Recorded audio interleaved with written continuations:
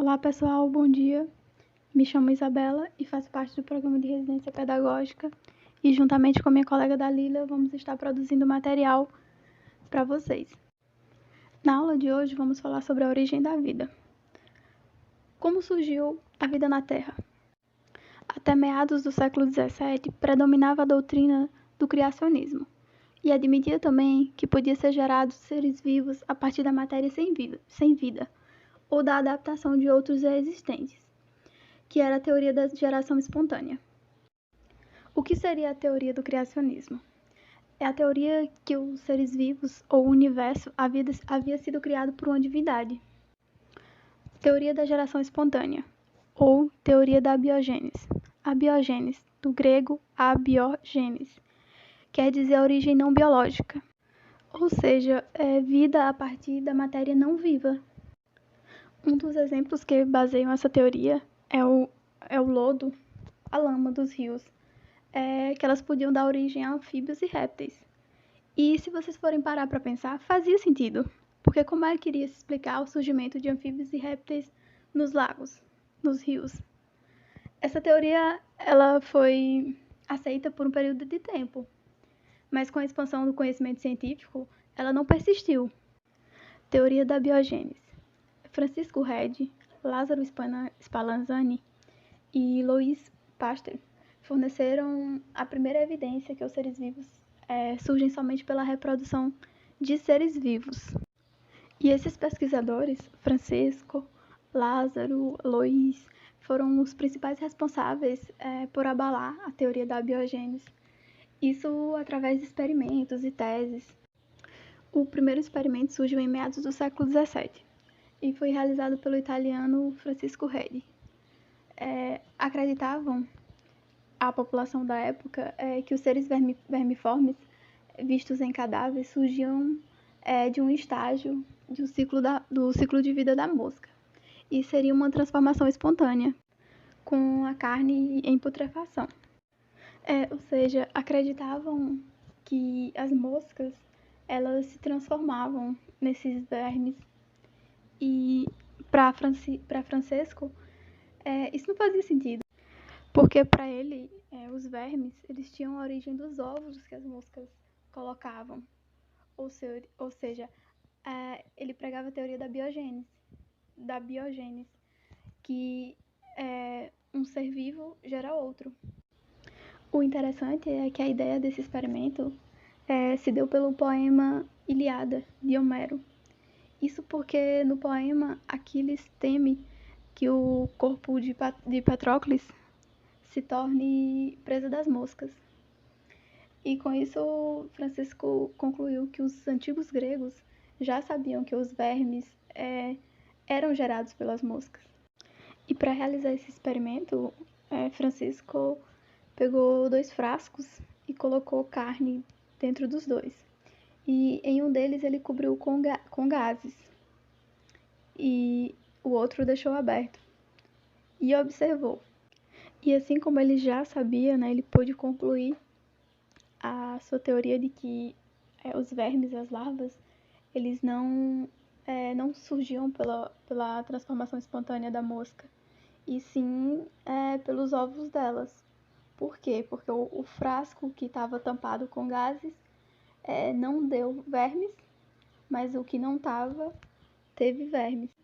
A teoria da biogênese volta a ser utilizada em meados do século XVII, mas agora para explicar a origem dos seres microscópios ou micro-organismos.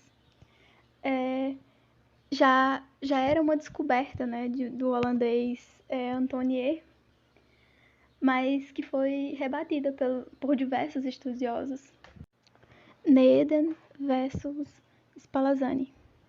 Após a descoberta dos micro-organismos, John Needen realizou um experimento. John separou um caldo nutritivo em vários frascos e os levou a cozimento por 30 minutos. Após a fervura, ele fechou os frascos com rolhas de cortiça.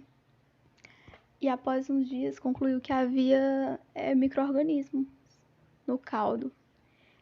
E a única teoria que explicava o porquê desses micro-organismos no caldo era a teoria da geração espontânea, ou da biogênese.